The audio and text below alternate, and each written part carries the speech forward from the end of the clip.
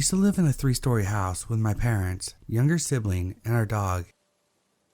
We moved into this house a few months before my younger sibling was born, and that was when we first met our neighbors across the street.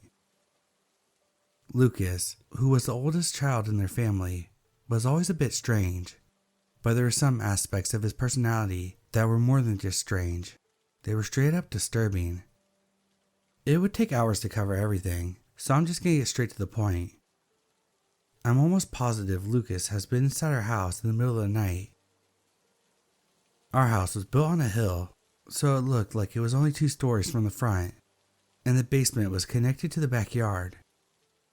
The yards in this neighborhood were much larger than they are in the new housing developments, so it would have been very easy for someone to enter the backyard unnoticed.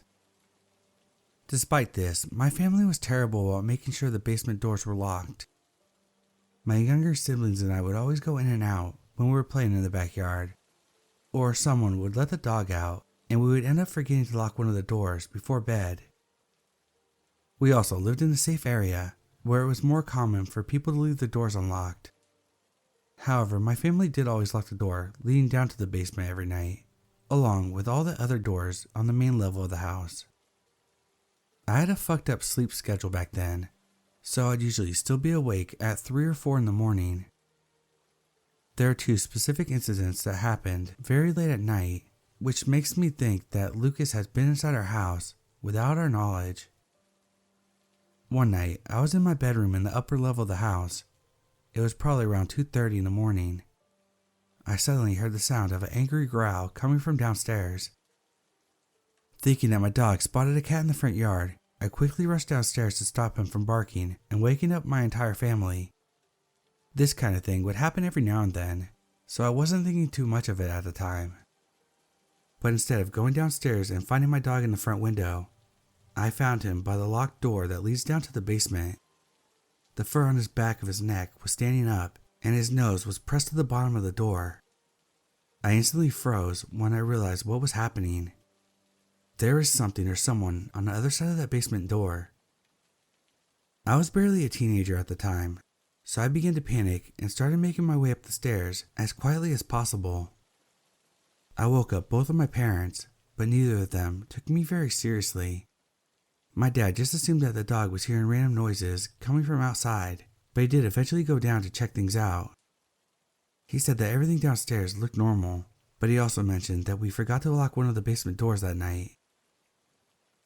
Then there was another time that I was up late at night in my room, but this time, instead of hearing my dog growling, I heard a loud bark that echoed through the entire house. The sound was sudden and intense, similar to a gunshot. It almost made me jump out of my chair. Assuming again that the dog had seen a cat outside, I quickly looked out my bedroom window and tried to spot whatever he was barking at. My heart suddenly dropped when, instead of seeing a cat, I saw Lucas running out of a front yard in the pitch black. I watched him cross the street and go back towards his own house before I rushed to close the curtains and duck out of sight. I remember sitting there struggling to process what I had just seen and questioning why Lucas would be in our yard in the middle of the night. I told my mom about it the very next morning, and she said that she would bring it up to Lucas's mom. Because of these 2 instances, and because of other details I can't include, I'm 99% sure that Lucas had been inside of our house in the middle of the night. If you knew the entire story behind this family, then you would also find the thought of this to be extremely disturbing. I do want to mention that this happened years ago. My family no longer lives in that house, and the neighbors across the street are doing fine. But looking back on everything now, I'm realizing how creepy that situation truly was.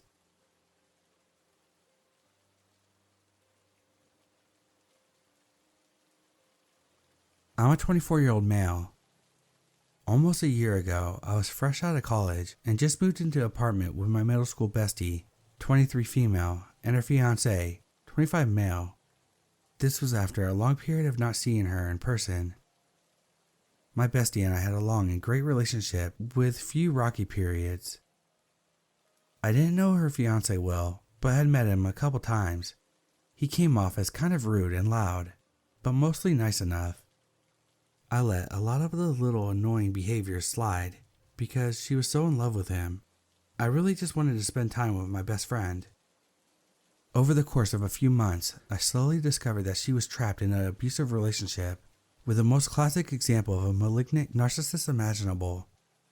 Their fights, really just him raging at her while she cried, escalated to the point where he was completely trashing the apartment, breaking her phone and laptop, hiding her car keys, blocking the door, and grabbing her arm so hard she had bruises, all while hurling out the worst insults he could fathom at the top of his lungs for hours. This man is about a foot taller and 100 pounds heavier than me, so there was nothing I could really do other than give her a ride somewhere else, away from him until the next day. He didn't like it when I did that.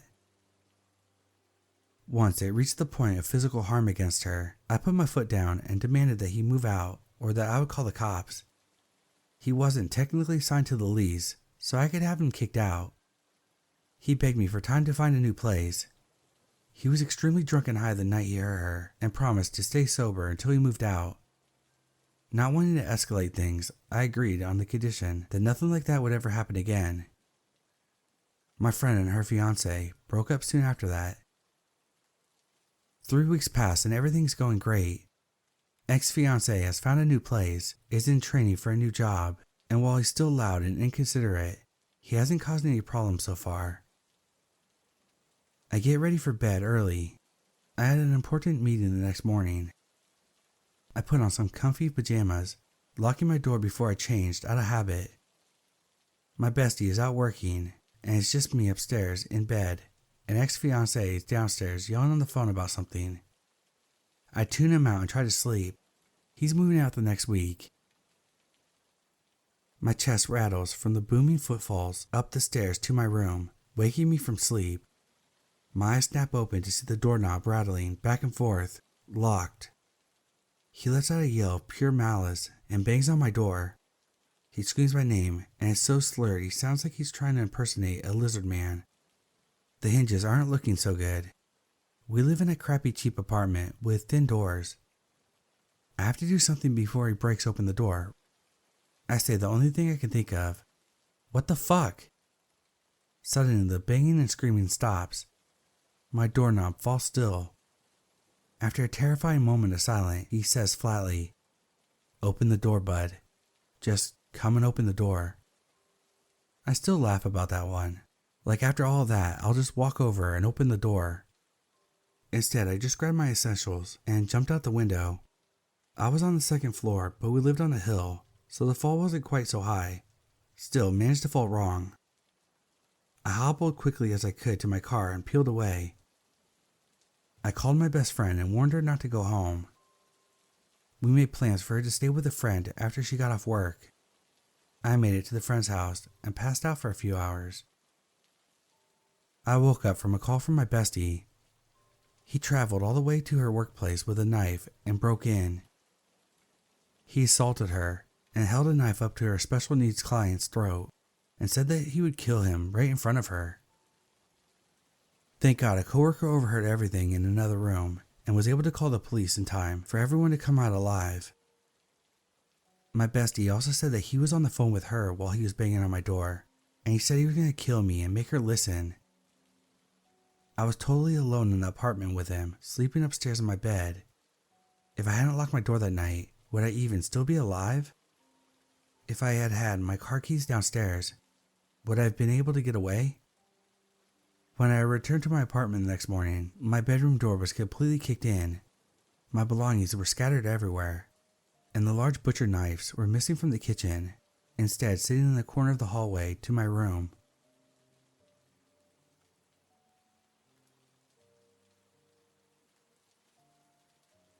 I'm a 20-year-old female. I recently moved into a new apartment with my boyfriend who works away for long periods of time. An older man, 50, started becoming friendly with me, knowing that I was new in the complex. I made the mistake of telling him I lived with my partner, but he's away for work all the time. Almost every day after that, he'd come knocking on my door and would wait if I didn't answer. He would leave after 5 minutes of knocking with no answer. One time, I was out in the common grass area playing with my little brother that I would occasionally have over. I saw him coming my way, and I quickly picked up my brother. The man started making conversation, asking about my brother, and literally tried to grab him out of my arms. I held onto my brother tight and pulled away. As he started to cry, I made the excuse that I had to go feed him, and then walked away. That was the last time I went near that man with my brother. I'm extremely bad with confrontation, as you can tell. A few days later, I heard a knock on my door and opened it without thinking. He walked straight past me into my apartment without even saying a word, just smiling. I asked him if he was doing okay. He said, "I'm good. Just wanted to see what your place looked like inside," and started walking into every room. He checked all the windows and said, All your windows have bars on them, except your bathroom." I nervously laughed and said, "Yeah, I guess they do." I didn't know what to do, so I just walked out to the front garden, hoping that he would follow me out of the apartment and try to talk to me. I just wanted him out, but was scared to anger him. I could tell he didn't seem like he was right in the head. Once he came out of the front door, I closed my door and said, "I have to go to the shop now. Sorry, it's going to close soon," and walked off. That night, while hanging my clothes up, another neighbor introduced herself, 34 female. I told her what happened and asked if she knew the man. Apparently, he had been doing the same exact thing to her. She told her partner that this creepy neighbor was doing the same thing to a young girl, me, and that was the last straw. He ended up going and talking to the older man. After that, the older man only tried one more time that I know of to knock on my door, which I hid in my kitchen for 10 minutes until he left. I haven't heard anything since and haven't seen him around, but I wake up at night panicking, thinking that he's planning on doing something to me. Edit, since there's too many comments for me to reply to. My windows are glass, so there's no way I could put a lock on it. And I talked to management, and there's nothing that they can do since he stopped now, apparently. I'm thinking of possibly filing a police report, so that it'll at least be on record.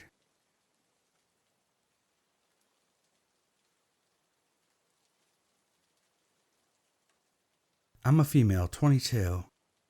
I was parked on the side street of my house with my friend, 21 female. I lived next to a dead-end road. The road faces 2 other houses, and all my neighbors parked their cars there. My friend didn't want to be rude to my family and block them in, so she parked on the right side of the street, so it would be easier for her to drive out and go home.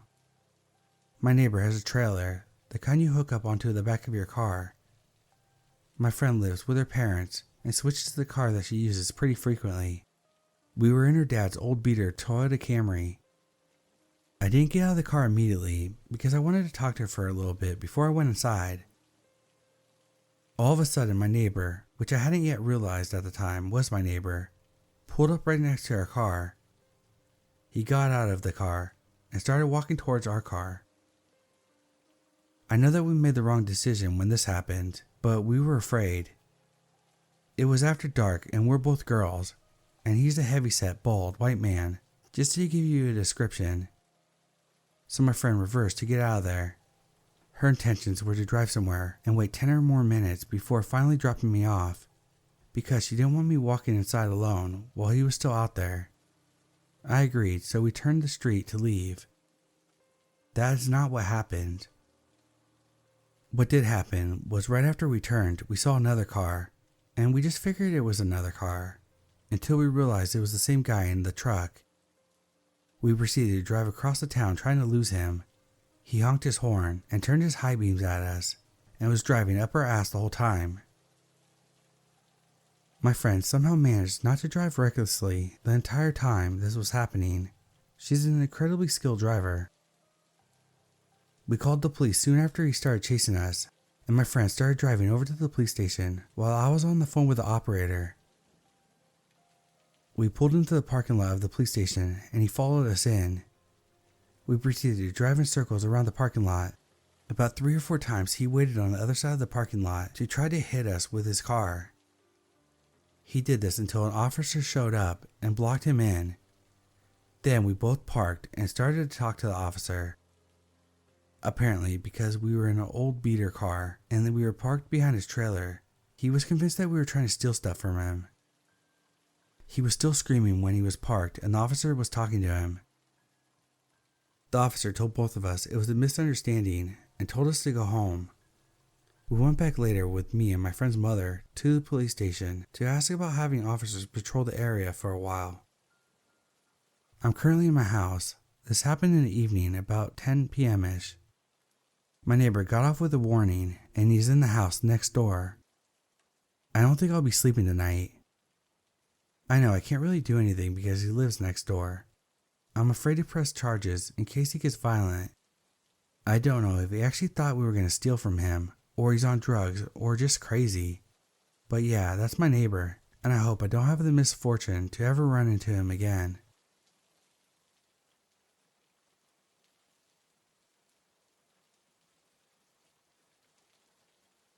I'm a female, 45. This story happened many years ago when I was around 8 or 9. My parents and I lived in a very beautiful, big old house that used to be a hotel in the 19th century. The house had 4 extra apartments, and in one of them lived a middle-aged guy, who we'll call F. The house was placed on a very small but long road that went in between fields and a small forest, all of it going downhill before it ended right by the beach. There were maybe 15 houses and only one kid my age, so I'd sometimes visit with the adults in the area. There were a few incidents with F, the guy who rented one of the apartments. The first one happened to be when my friend and I were roller skating, and we met F, who was out on his bicycle. We asked him if he would tow us, because we were tired, and he let us hold on his bike. At first we thought he was great, because not all adults would have been okay with that idea. But the ride didn't go very well. Once we held onto the bike, he started going faster and faster, and I mean really fast. It was summertime, and we only had on skirts or shorts, and back then we didn't have a lot of protective gear, so we absolutely didn't want to fall down. We started out by politely asking him to go slower, but he didn't listen at all. Then we started getting near a really big hill where gravity would always make you go way too fast, so we would always zigzag our way down to make it down safely. At this point we were screaming at him to stop, but he did the opposite. He started standing up on his bike so he could go even faster, and then he told us to let go of the bicycle if we didn't like it, but there was no way we could have done that without falling, and he knew that. Even if he didn't know, he could clearly hear the fear in our voices. But he didn't stop before we were a good bit past the hill, and that's when we confronted him afterwards. He said he only did what we wanted him to do, and that was our own fault. The second incident is the real creepy encounter that I had with this guy. By the time, I just thought it was a bit weird. My mom, on the other hand, got really mad, and as an adult, I now understand why. I had met F in the driveway, and he invited me in to get a cup of tea. I remember sitting on his couch and not liking the tea because it had no sugar. When I asked for some, he refused to give me any. Maybe he said he didn't have any, but anyway, I didn't like the tea, and he kind of forced me to drink it anyway, saying how I was the one who wanted it, and he went through the trouble of making it, and so on. He got kind of mad, so I did what he told me, because he was an adult and I was only a child. That evening I told my mom, and she right away took the phone and called him. Then she yelled at him for endangering us girls while we were roller skating, and got even more angry when she told him to never invite me into his apartment, and especially to never force a little girl to do anything. This could have been the end of the story, but I actually met another guy about 10 years later, and he told me that F had informed him that I was the kind of girl that just needed to be cornered and pressured a bit, and then I would put out. Yikes.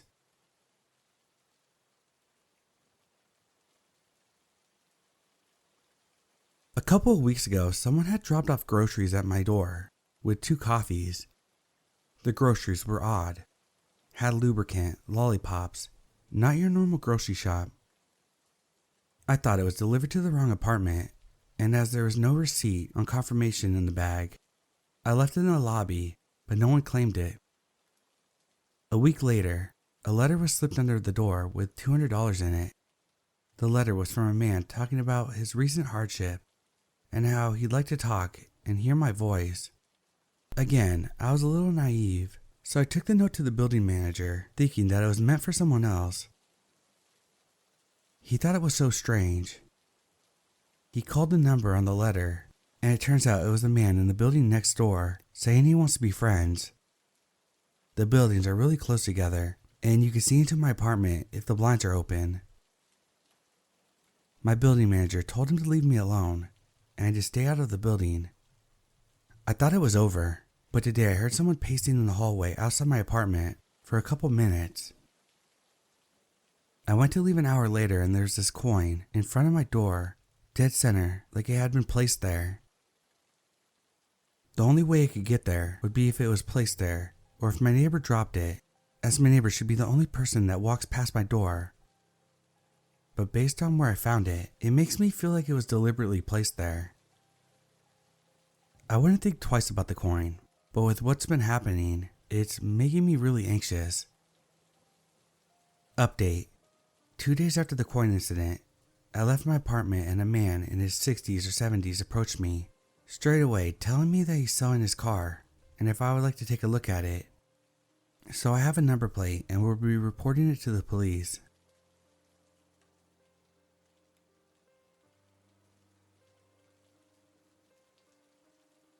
I'm a 26-year-old female.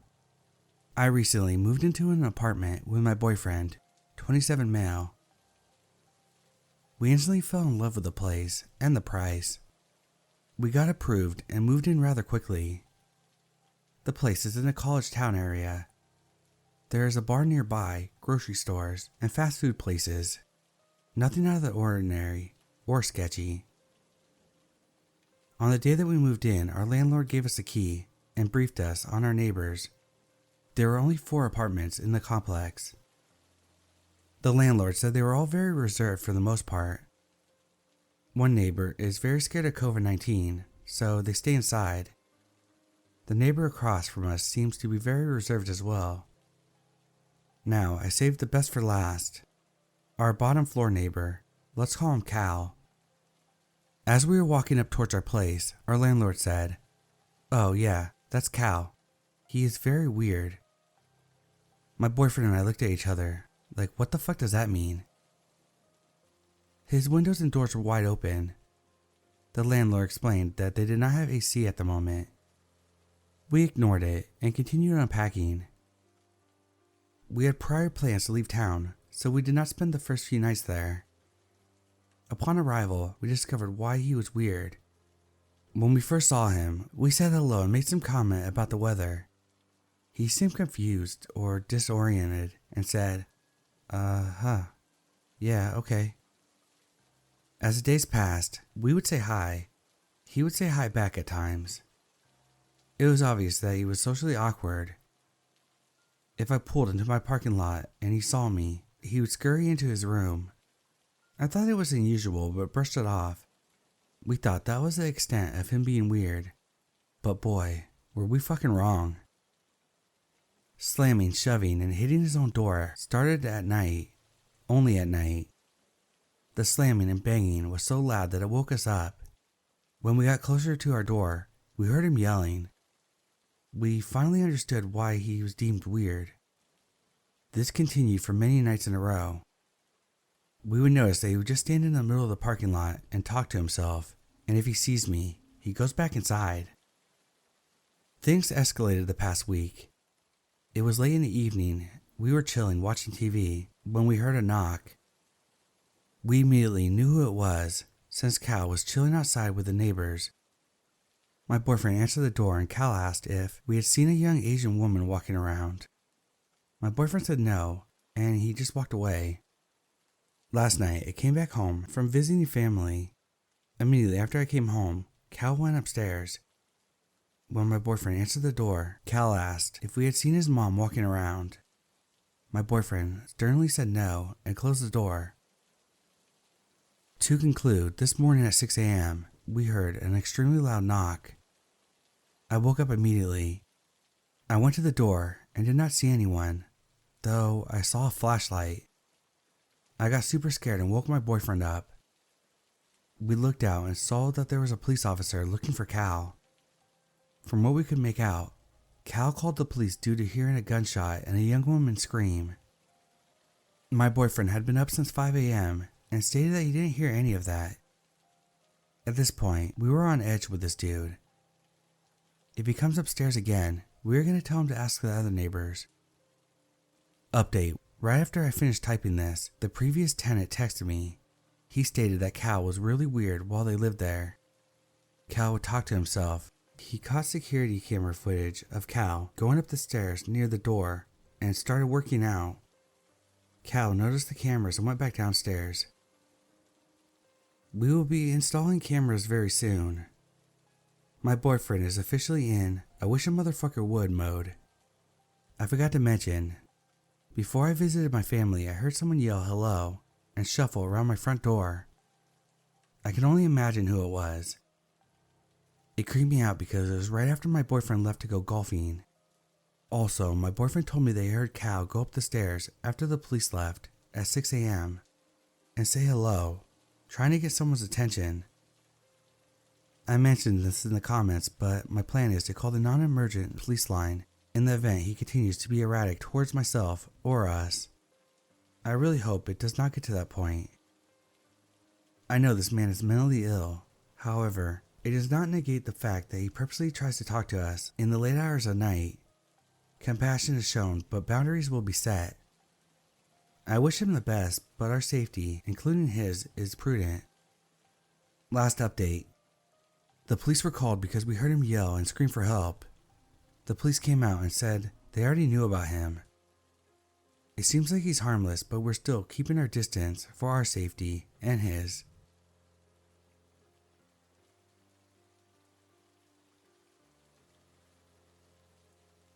I'm a young guy with a nighttime job living in an area of town that has gotten pretty sketchy the past decade or so. The police are here almost once a month to sort out some kind of violent or drug-related crime. I'm a very routine-focused person, so for the past 8 years I've been going to work at 1:30 a.m. I always take my dog out for a walk at 1 a.m. In fall of last year, I went for a routine dog walk one misty night at 1 a.m. like I usually do. I made a right turn after exiting the gate, and just as I passed the corner of my apartment building, I noticed a fuzzy shape on the ground outside the gate of the neighboring building. I stopped in my tracks and took in what I was looking at. I determined it was just a cat laying on its side on the pavement. I thought this was odd, but since I knew my dog would most certainly bark at it and wake up the entire neighborhood, I chose to turn around and take a different route for the walk than usual. For the rest of this walk, I was reflecting on that cat. There was something very off about the cat just laying relaxing on the ground in the middle of the night with no people around. Once my walk had looped back to the gate, I decided to take the corner again to see if the cat was still there. Mind you, a full 15 minutes had gone by at this point. Sure enough, it was still there, same position and everything. Now I thought the scene was even more odd. I took my dog up to the apartment, put my work clothes on, grabbed my car keys and headed out. As I exited the elevator, the image of the relaxed cat laying outside was still in the back of my mind, perplexing me. Instead of going into the underground garage, I decided to instead go out to the main gate one last time and check if the cat was still there. I exited, turned the corner once again. The cat was still laying there. Since my dog wasn't with me this time, I just approached it to check if the cat was okay. When I got to it and looked down, I stared at it for a good while. The cat wasn't breathing at all. It was dead. No question about it. I had my suspicions that might be the case, so I wasn't extremely shocked. But something was still off about it. A cat wouldn't just lay in the middle of the paved sidewalk to die of natural causes. There was no noticeable blood on or around it, so I began thinking that the cat might have jumped off from one of the balconies. Just as that thought hit me, a raspy voice spoke to me from above. "Yep, there she is." The voice said in a very matter-of-fact type of tone. Quickly glanced up. Through the mist I saw a middle-aged woman on the 5th floor balcony leaning over the railing, looking down at me with a lit cigarette in her hand. When our eyes met, a cold shiver shot through the top of my scalp all the way down to my toes in an instant. I may have misinterpreted her facial expressions due to the fog, but I could swear that she was smiling when our eyes met. Without responding, I immediately turned and quickly walked to the gate. As I walked, I could hear her laughing. I practically sprinted to my car in the garage. Once I sat down inside, I considered whether I should call the police or not, as every aspect of what I just witnessed gave me the impression that the neighbor of mine had killed a cat. I dialed the number but decided not to, as they may want me to stick around for questioning, which would make me late for work. So I went on with my night as usual, doing my best to forget the incident for now. When I got home later, the cat wasn't there anymore. About a week later, I walked past a neighbor living in the same building as me. We had some usual neighborly small talk, but she interrupted herself to ask me whether I heard what happened in the other building last week. I said I didn't. She told me that a woman on the 5th floor had thrown her cat from the balcony in rage because it peed on her living room carpet. The cat apparently did not die immediately, but all its legs were broken from the impact with the concrete pavement. Police were called around 5 a.m. when another dog walker saw the cat. The woman had still been out on the balcony at this point, talking to the guy while he called the police. I believe the woman's other cats were taken away from her, and she was fined thousands of dollars. She still lives there, and I sometimes see her leaning over the balcony railing when I'm walking my dog. I never interacted with her after that, and I sincerely hope that she never speaks to me again.